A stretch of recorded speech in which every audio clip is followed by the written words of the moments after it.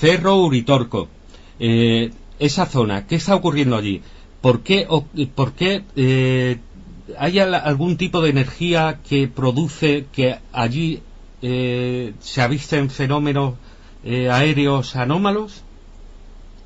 A ver, el fenómeno de Capilla del Monte, Capilla del Monte es el nombre del pueblo que se encuentra al pie del Cerro Uritorco. Y es importante que hablemos de Capilla del Monte en una forma más amplia que meramente el Cerro Uritorco, porque estos fenómenos de los que vamos a hablar no se limitan solamente a este cerro, es decir, se han venido produciendo y entiendo que se seguirán produciendo en un área relativamente dilatada, que implica otros puntos, tal vez hasta de más interés que el mismo Cerro Uritorco. Lo que ocurre que el Cerro Uritorco, desde mediados de los años 80, ha capitalizado la atención internacional, en principio la atención periodística, luego obviamente la atención de los interesados en estos temas, por la alta incidencia de apariciones de objetos no identificados sobre su vertical.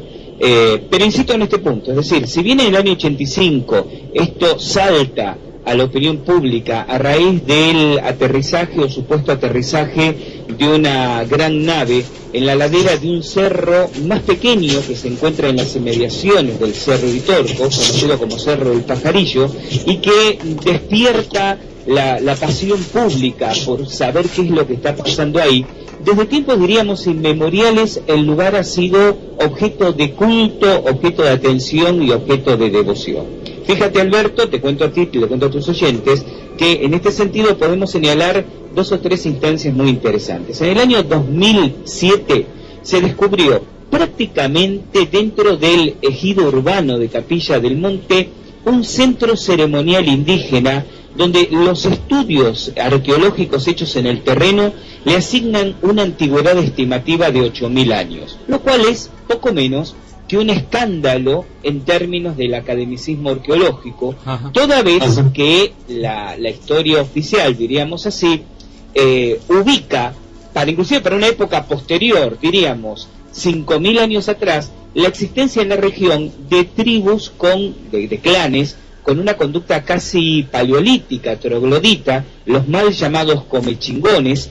El nombre original de esta etnia indígena era Genia Camiari, que en ese entonces, hace 5.000 años, habitarían en la zona en cuevas, en cavernas, con un estilo de vida realmente muy básico. Este centro ceremonial, este pucará, para emplear el término quichua que empleamos aquí en Argentina para referirnos a una construcción elevada, obviamente artificial, ya sea con fines defensivos o con fines ceremoniales, es 3.000 años más antigua y obviamente no encaja en los cánones históricos, no responde a la cultura o al horizonte arqueológico de los comechingones ni de ninguna otra etnia de la zona, y se encuentra prácticamente al pie del Uritorco.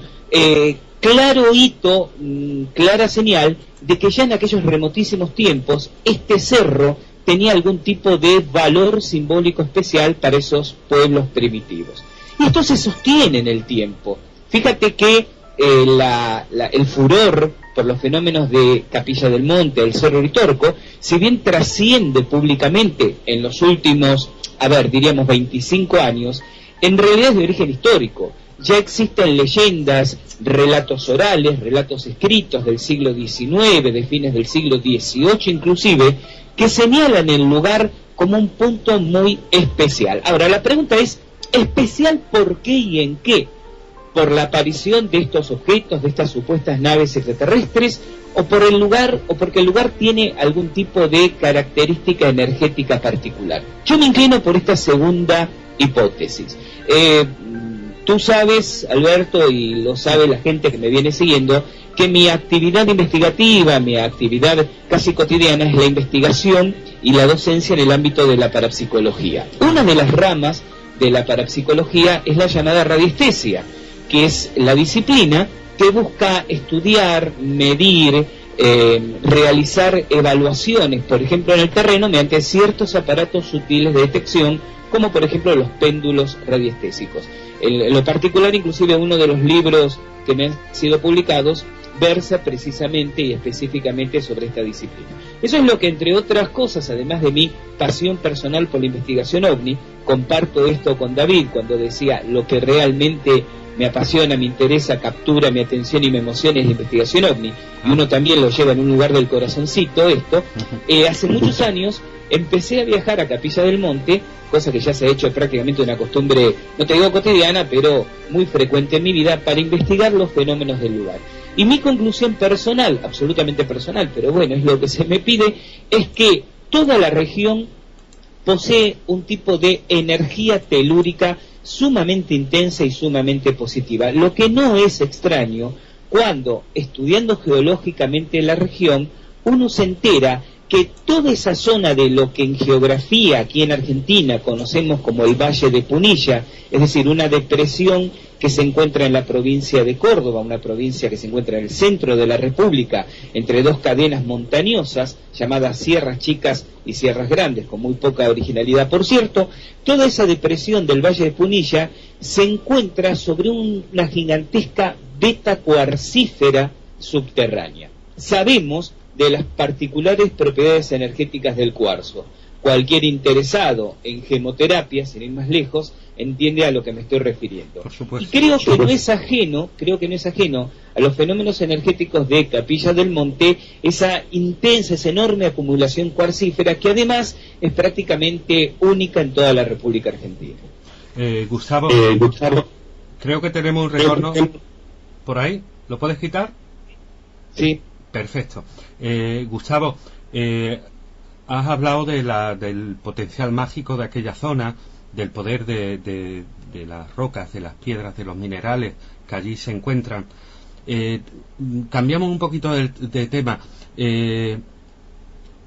¿Me puedes contar, por favor, si eres tan amable, qué última causística OVNI ha ocurrido en estos últimos meses en Argentina? Porque sabemos que junto con México y algún que otro país suramericano, pues están ocurriendo día a día. Sí, y de pronto ocurre tan cotidianamente que prácticamente pierden relevancia. Yo podría citarte algunos episodios que llegaron a mi conocimiento de buena fuente de por lo menos un par de meses atrás, porque durante el último mes yo estuve en los Estados Unidos mexicanos, estuve en México todo un mes, acabo de regresar hace muy pocos días y no me he actualizado, entre todas las tareas que tengo pendientes, con la casuística argentina de este último mes. Pero te diría, por ejemplo, que si estamos hablando de los meses de abril, mayo y junio de este año, prácticamente todo el noreste argentino, las provincias de Formosa, de Misiones, norte de la provincia de Corrientes y el este de la provincia del Chaco, fueron prácticamente asoladas por apariciones del tipo 1, es decir, la observación de objetos luminosos con comportamiento inteligente sobrevolando generalmente en horario diurno, en algunos casos en horarios nocturnos, en algunos casos en horarios diurnos, esa región del país. Pero es muy interesante hacer hincapié que en Argentina, desde siempre, y de alguna manera de la mano de la dilatada geografía, nuestro país es el quinto en extensión mundial, además con muy pocos habitantes para semejante extensión geográfica, los reportes de OVNIs son, como dije antes, prácticamente diarios. De manera que a veces... Sí. Perdóname, Gustavo, tenemos un sonido de fondo, no sé si tú puedes corregir algo por ahí. Se nos mete como un ruido de fondo, se metía también el acople de la voz. ¿Puedes corregir algo por ahí? ¿O intentamos otra conexión? Lo que no quiero es perder tus comentarios, eso por supuesto. No creo que aquí pueda corregir mucho porque he cerrado todos los Ahora programas. está perfecto, Ahora está perfecto. Tratemos de que siga así. Sí, venga. Estupendo. Sigue comentando, por favor. Sí, te decía, si uno tuviera que remontarse a episodios muy significativos, los más recientes, pero porque destacan por su índice de extrañeza sobre el conjunto, son los ocurridos en la localidad o en las cercanías de una localidad de la provincia de Entre Ríos, que es la provincia donde yo habito, en la localidad de Victoria, en diciembre del año pasado. Eso no significa que en el curso de los meses subsiguientes no ha habido casuística ovni, sino que se trata de una casuística casi anodina, limitada a la aparición aérea de objetos con comportamiento inteligente y con, en algunos casos, fotografías que se han podido obtener de los mismos, pero que no cambia el sentido y el criterio general de comprensión que tenemos sobre este fenómeno. Sí, ratifican esto que te estaba diciendo hace unos minutos, sí, que Argentina ha sostenido a través de los años una casuística casi diaria de apariciones de estos objetos, sobre las cuales se han tejido muchísimas hipótesis. Una de ellas dice que tal vez estos objetos se aproximan a nuestro planeta aprovechando la baja tasa del cinturón de radiaciones Van Allen que rodea la Tierra en el Polo Sur, y como Argentina, en realidad el cono suramericano, es la tierra firme más próxima al Polo Sur, obviamente después de la Antártida, tal vez exista algún tipo de pasaje o ruta aérea de estos objetos, si es que ingresan por el Polo Sur, en dirección al resto del planeta. Eso hablábamos la semana pasada justamente con Johanna Díaz Vargas, que bien conoces tú, y que le planteamos justamente esa pregunta que tú acertadamente has matizado. Nos preguntan por el Messenger, dicen que la zona de Cerro Uritorco fue una zona inca. Nos preguntan desde Perú, ¿qué nos puede decir acerca del bastón de mando? No sé muy bien a qué se refiere. Yo lo explico rápidamente, Alberto. Dos puntualizaciones. Primero, los incas o la cultura incaica no llegó tan al sur. Tú sabes que, bueno, y si no lo sabes te lo comento, que el imperio incaico estaba dividido en 4 grandes provincias que formaban en conjunto lo que se conoce como el Tahuantinsuyo, el imperio incaico.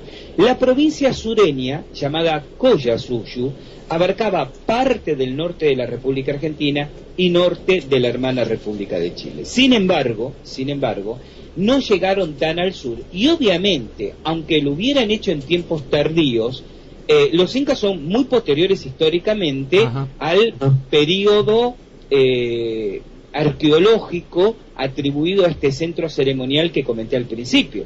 Recordemos que los incas existen como cultura dominante con posterioridad al año 1300 de nuestra era.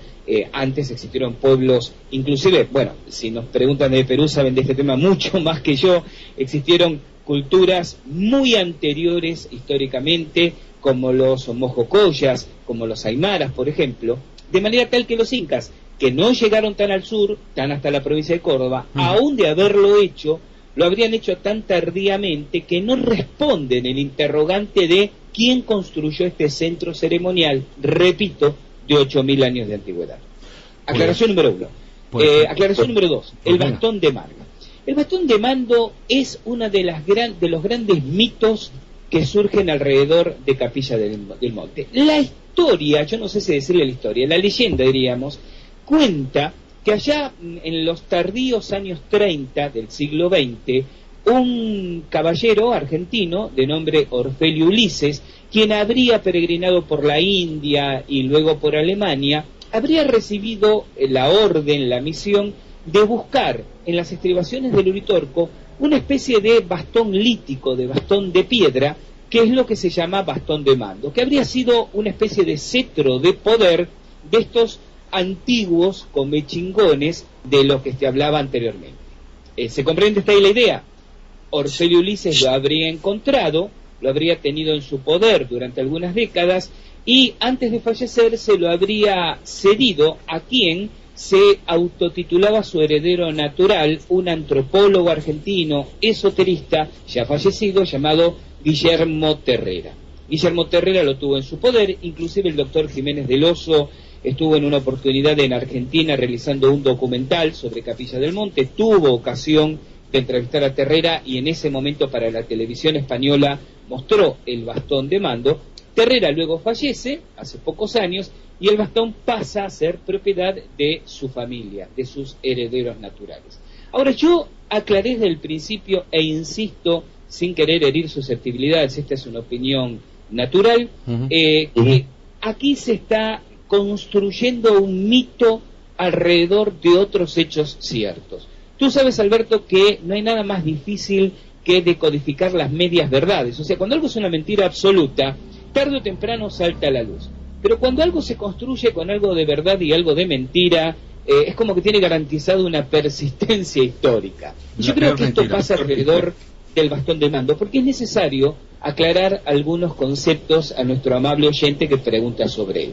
En los tardíos años 80, luego que comenzó esta popularidad del tema del Uritorco y Capilla del Monte que te comentaba antes, se crea con integrantes de varias poblaciones del lugar, de Capilla del Monte, de la ciudad de La Falda, de Villa Giardino, de San Marcos Sierras, de La Cumbre. Para la gente que me escucha aquí en Argentina, identifica rápidamente esas localidades, una especie de escuela esotérica en las sombras que se autodenominó con el nombre Escuela Esotérica Universal de las Antípodas, dirigida por este señor Guillermo Terrera y distintos estudiosos de esta disciplina de la región.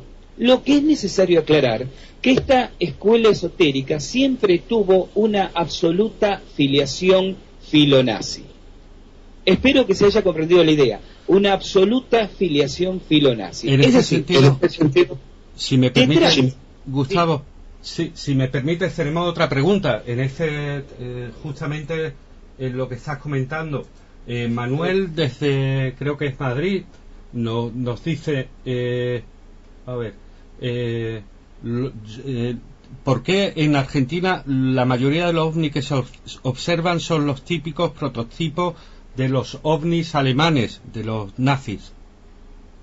Es que yo, con todo respeto a Manuel, como investigador yo del tema, y además argentino, y viviendo en Argentina, diría, me parece que hay una deficiencia en la fuente en la que te has informado, Manuel, porque esto de que tienen el típico aspecto de los prototipos nazis no se corresponde con la verdad.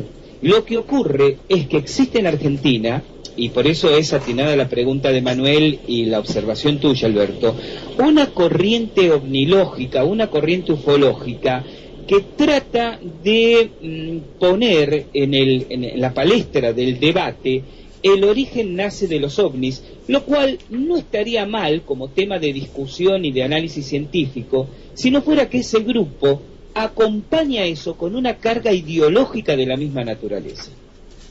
¿Se comprende este tema? Es decir, insisto en este punto, y quiero redondear esta idea, Alberto, si me permites. Claro. Alrededor del bastón del mando y del grupo que en su momento sostuvo en diversos sentidos las teorías y las publicaciones de Guillermo Terrera, y esto salta a la luz simplemente con leer sus escritos, sin ir más lejos, hay un fuerte tufillo a neonazismo. Sí. Y creo que lamentablemente la teoría de los ovnis alemanes en Argentina está sirviendo de herramienta para poner, ideológicamente a la vista una idiosincrasia antes que evidencias científicas que expliquen el fenómeno. En este momento en Capilla del Monte hay investigadores muy reconocidos del lugar que sostienen que el bastón de mando es un fraude, que fue tallado a pedido de este grupo, y tengo entendido que antes de que finalice este año, 2010, se van a publicar los argumentos y las evidencias de esto que te estoy comentando, que demuestran que fue realizado a pedido por un grupo de personas como justificativo material de toda la historia que se crea después. Lo cual, insisto en esto, no descalifica la magicidad, si se me permite el neologismo, ¿no? O sea, la fuerza mágica del lugar, que en todo caso, yo creo que precisamente porque hay grupos interesados en aprovechar esa magia, esa energía del lugar con determinados fines, que se acercan más a lo ideológico que a lo espiritual, se empiezan a tejer estas historias sobre las cuales que muchos compran porque resultan atractivas, porque resultan evocadoras mitológicamente, pero que no se condicen con la verdad de los hechos. Ajá. Muy bien, Gustavo. Una pregunta que he leído un artículo tuyo publicado en tu página web. El título es 2012, una propuesta alternativa. Lo firmas el 27 de diciembre de 2009. ¿Nos puedes contar o resumir, mejor dicho, cuál es tu punto de vista como humanista, como persona que sobre todo lo que valora es el valor humano, el valor de los sentimientos, digamos, fenómeno de masas como es el fin del mundo en el 2012? Precisamente, Alberto, yo ese artículo lo escribí casi como una respuesta visceral a lo que en ese momento, ubiquémonos meses atrás, esto no es tan remoto en el tiempo, estaba empezando a pulular por internet, por la TV, por distintos medios, que era esta visión apocalíptica del 2012. Y lo voy a resumir. Yo soy un absoluto convencido, pero soy un convencido desde que esto se empezó a hablar, no en estas últimas semanas, de que no hay un fin del mundo en el 2012. Alguien puede querer argumentar en mi contra que las profecías mayas dicen que, y yo le diría, perfecto, vayamos a las fuentes. ¿Cuáles son las profecías mayas? Mira, tú sabes, Alberto, que yo viajo periódicamente a México, porque además estoy profundamente comprometido con el conocimiento ancestral indígena, con los movimientos indigenistas y con la recuperación del saber ancestral de los pueblos originarios. Y decía recién, acabo de regresar hace días precisamente del hermano país. Y disculpa, antes de que siga, sí, disculpa, sí. Se nos mete de nuevo un sonido, no sé si es por parte tuya, por parte nuestra, en principio no. ¿Puedes corregirlo? No, porque aquí no escucho ningún sonido particular. Ahora te escucho perfectamente. Pues debe ser la conexión entonces. Posiblemente. Entonces, sí. Como decía, yo he podido ir a las fuentes, he podido hablar con los estudiosos originarios del conocimiento maya, del conocimiento náhuatl, del conocimiento tolteca, y ellos han planteado esta misma inquietud. Y todos son uniformemente coherentes en señalar dos cosas. Ajá. Primero, que no existen las profecías mayas. Lo repito, no existen las profecías mayas. Lo que existe es un calendario maya. Y un calendario es lo que es, una forma de medir el tiempo, pero no tiene una interpretación profética. Entonces, cuando hablando con estos sabios, yo les planteaba la inquietud que uno recibe estando en otro lugar sobre el supuesto fin del mundo, ellos me decían, y lo voy a decir de una manera coloquial: Gustavo, lo único que finaliza en el año 2012 es uno de nuestros periodos sagrados de 52 años. Cada 52 años, decían ellos, es nuestra convicción que se renuevan las energías del universo, obviamente las energías del planeta, obviamente nuestras energías particulares. ¿Qué pasa en este 2012? Y entonces me lo planteaban de esta manera, Alberto. Me dicen, Gustavo, ¿cuándo terminó otro periodo de 52 años? Hice la cuenta hacia atrás y dije, en 1960. Perfecto, me dice, ¿qué ocurrió en 1960? Bueno, a ver, alrededor de 1960 hubo transformaciones sociales, un despertar del humanismo, la revolución cubana, el movimiento hippie, luego vino el Mayo francés, el movimiento de Tlatelolco en México. Hubo un cambio de conciencia social en la década del 60. Lo que va a haber en el 2012 es un cambio de conciencia espiritual. Lo que finaliza es una cosmopercepción para dar nacimiento a una cosmopercepción distinta. Y aún más, no finaliza abruptamente, sino es una fase de transición. Y yo creo que no se requiere ser demasiado avispado para darse cuenta de que colectivamente, con aciertos y con errores, estamos yendo hacia un cambio de mentalidad colectiva. Pero no hay una lectura apocalíptica del 2012. ¿Dónde comienza esto de creer que el 2012 es sinónimo de un hipotético fin del mundo? Comienza en la malinterpretación de autores que mal interpretaron, a su vez, los conocimientos ancestrales. No hay, por lo tanto, un fin del mundo del 2012, aunque yo puedo hacer una profecía clarividente con la absoluta convicción de que se va a cumplir. Apenas pase el 2012 y no ocurra absolutamente nada, Alberto, vas a ver que empiezan a aparecer en internet artículos y libros en las librerías anunciando el fin del mundo para el 2034, para el 2068, para el 2122. Porque lamentablemente esta necesidad apocalíptica es parte del inconsciente colectivo de la humanidad. Sin ir más lejos, recordemos lo que ocurría poco antes del 2000, recordemos lo que ocurrió para el año 1000. Siempre se está buscando, no todos por supuesto, pero digamos, hay ciertos psiquismos que siempre están buscando una oportunidad del fin del mundo. Entonces, ese artículo que tú comentabas tenía que ver con un cierto llamado a la reflexión. Toda la teoría que se construye alrededor de alineamientos galácticos y rayos cósmicos que bombardearán la Tierra el 25 de diciembre o el 24 de diciembre del 2012, que además me resulta muy gracioso, esto de superponer una supuesta profecía prehispánica a una fecha propia del calendario cristiano, ¿no? Tiene que ver más con despertar ecos emocionales, quizás en espíritus susceptibles, con una realidad objetiva.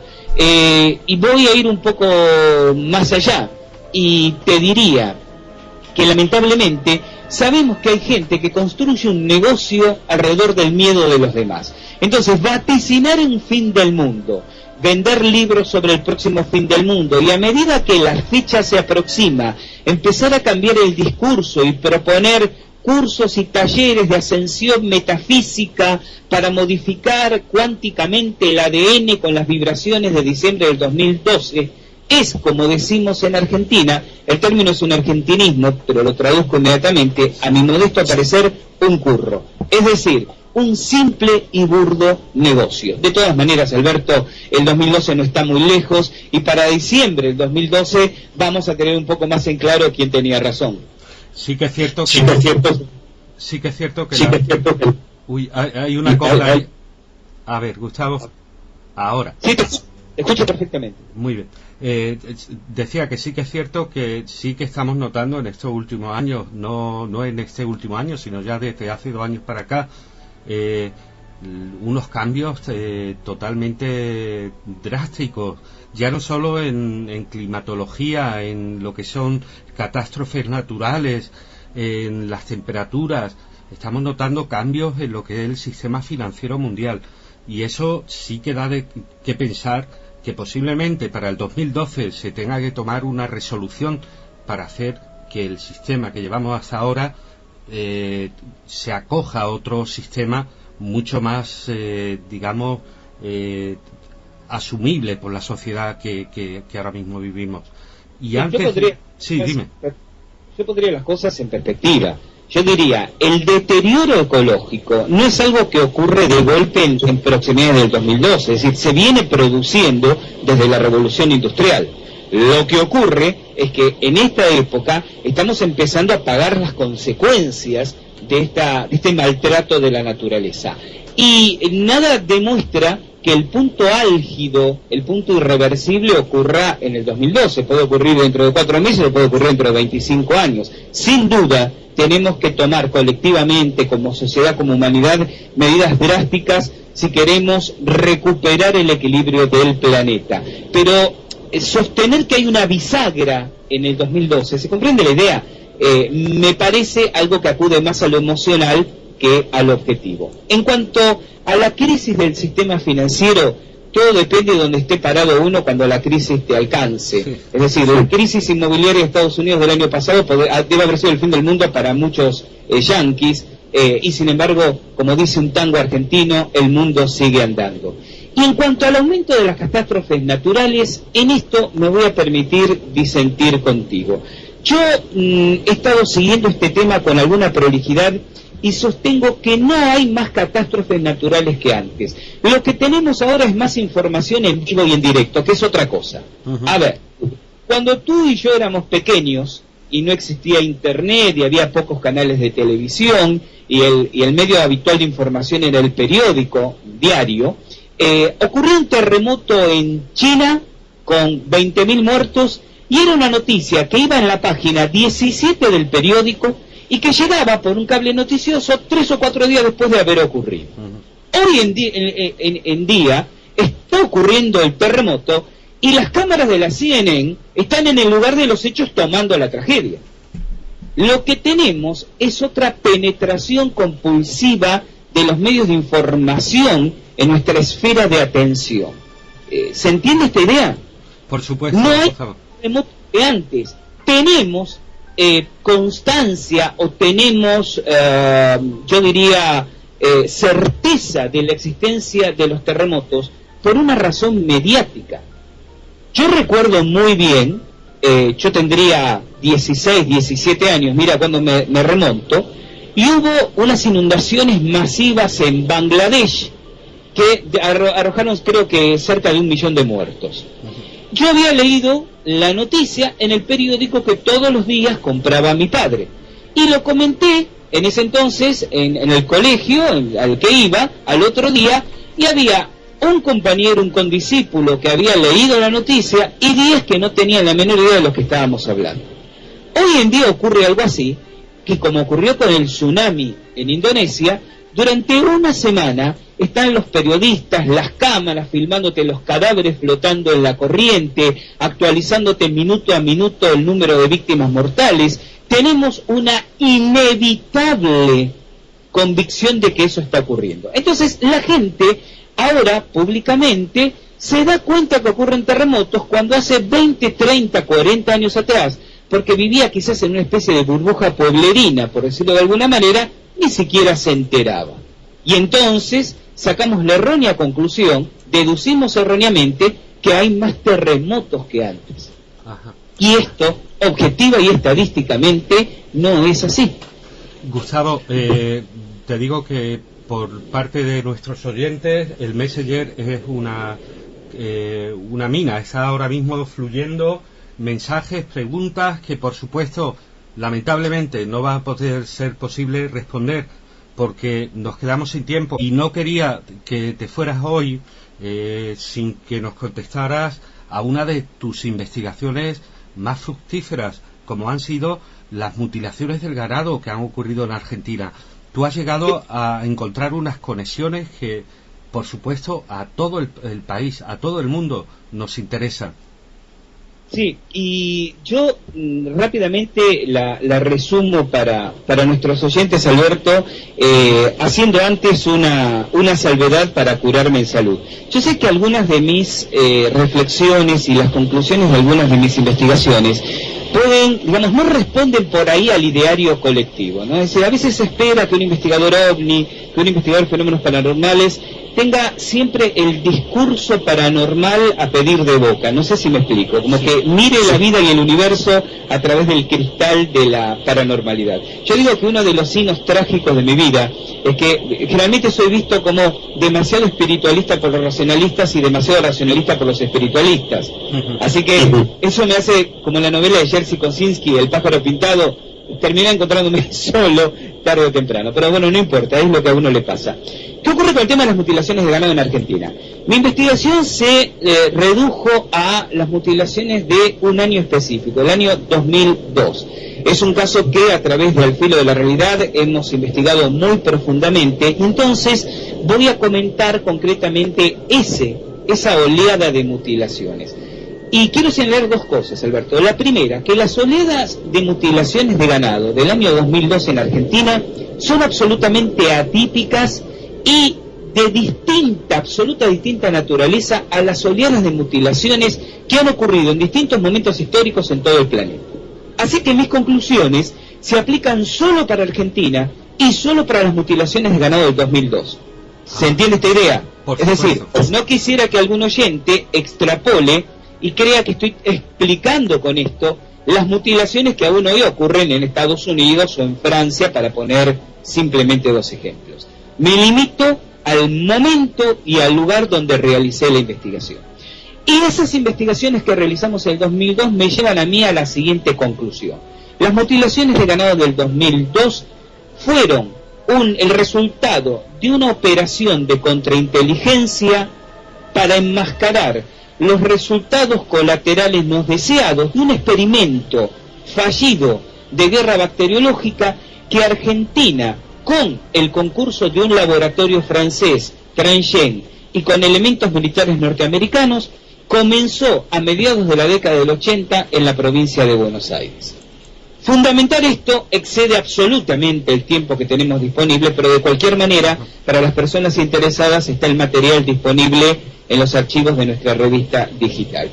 Pero esta es la conclusión. Aquí no hubo extraterrestres, aquí no hubo sectas esotéricas, aquí no hubo entidades extradimensionales. Todas hipótesis aceptables en cualquier otro contexto de mutilaciones. Aquí, en las mutilaciones del 2002, una verdadera operación hecha por inteligencias humanas y recursos humanos con el fin de enmascarar experimentos bacteriológicos que se salían de control. Y quiero citar un solo ejemplo y agoto estos 2 minutos finales, si me permites, Alberto, para que los oyentes comiencen a deducir cómo es que fuimos llegando a esta conclusión. Uno de los episodios que trascendió públicamente en plena oleada de mutilaciones, cuando en distintos puntos de Argentina aparecían vacas, aparecían reses, aparecían caballos, siempre con las mismas partes orgánicas mutiladas, fue el testimonio de un hombre de campo, aquí le decimos un estanciero, de una provincia argentina, la provincia de La Pampa, quien se comunica, luego de hacer la denuncia en la policía de esto que voy a comentarte, se comunica con un conocido programa de televisión que estaba tratando ese tema, para comentar que un par de semanas antes del día que estamos hablando, él protagoniza un episodio asaz extraño. Estaba en su casa de campo cuando ve de pronto llegar una camioneta, él la describe, una Ford Ranger negra 4x4, matrícula DAY768. Da estos datos públicamente. Y dice que en el interior venían 3 sujetos, 3 individuos, quienes le hacen una extraña propuesta. Le piden comprarle uno de sus animales, pero con la condición de que él, el propietario, llevara el animal, llevara la res, hasta la vera de una determinada ruta nacional, donde al animal había que inyectarle un preparado que ellos le iban a facilitar para que muriera, para que quedara muerto ahí. Cuando el estanciero pregunta el porqué de esa cosa tan extraña, esta gente le dice que era para un experimento sociológico. No se ponen de acuerdo aparentemente en el precio del animal, tienen una discusión, intercambio de pareceres, no se ponen de acuerdo, y esta gente lo saluda cordialmente, se sube al vehículo y se va. El hombre minimiza la experiencia, lo cuenta solo en círculo de amistades que le aconsejan hacer la denuncia en la policía, hace la denuncia, queda sentada la denuncia, la exposición policial, pero cuando a través de la televisión toma conocimiento de las mutilaciones, recuerda ese episodio y se comunica telefónicamente y comenta ahí. Bien, en ese momento, en ese programa de televisión y los días subsiguientes, distintos periodistas, y yo lo veía por internet, distintos investigadores, especulaban sobre quiénes eran estas personas, quiénes no eran, qué estarían haciendo, por qué. Nadie se tomó el trabajo de rastrear el vehículo. Lo hicimos nosotros. Y descubrimos que el vehículo estaba radicado en la ciudad de Córdoba, capital de la provincia homónima. Entonces viajo a la ciudad de Córdoba, rastreo el vehículo en la mera ciudad y descubro, y lo sintetizo porque el seguimiento de la investigación está en el informe que hicimos, que se encontraba en depósito judicial en un juzgado federal de la ciudad de Córdoba. Cuando hablando con los empleados le pregunto si ese vehículo realmente se encontraba ahí, me dicen que sí, que había sido secuestrado durante un operativo contra el narcotráfico y como era parte de la evidencia de la investigación, estaba en depósito judicial, pero me admiten también que en ocasiones personal de inteligencia de lo que en Argentina es la Secretaría de Informaciones del Estado, el Servicio de Inteligencia del Estado, o personal policial, es común que usen vehículos en depósito judicial para actividades personales o privadas. A ver si se comprende la idea. Un vehículo que estaba en depósito judicial en una provincia por haber sido secuestrado durante un operativo federal contra el narcotráfico, estando en esa interdicción judicial, era usado en otra jurisdicción, en otra provincia, por 3 individuos, de alguna manera vinculado al tema de mutilaciones de ganado. ¿Se comprendió el ejemplo que planteé? Por supuesto. Esto es una evidencia de los servicios de inteligencia, valiéndose, como los servicios de inteligencia de tantos de nuestros países, valiéndose de medios bastante poco éticos, con fines que aparecen, en este caso en particular, vinculado a todo este tema mediático de las mutilaciones de ganado del 2002 en Argentina. Sin duda, aparecen, y he tenido debates bastante interesantes con algunos colegas investigadores que reivindican esto de la hipótesis extraterrestre. Yo, y lo digo con una sonrisa cordial, creo que hay muchos amigos ovnílogos, muchos amigos ufólogos de buena fe, ponen al extraterrestre por delante de cualquier cosa siempre. Yo digo, la investigación, porque algunos me cuestionaban por qué, si era lo mío una investigación ovni, llegué al extremo de plantear la teoría esta de los efectos colaterales no deseados y enmascarados de un experimento bacteriológico. Porque yo creo que el principal compromiso del investigador es con la verdad. A mí me encantaría encontrar un extraterrestre detrás de cada investigación, pero muchas veces encuentro cosas distintas, como este caso, pero me debo a mis lectores llevar la investigación hasta el punto que me sea humanamente posible y exponer las conclusiones y las evidencias que se hayan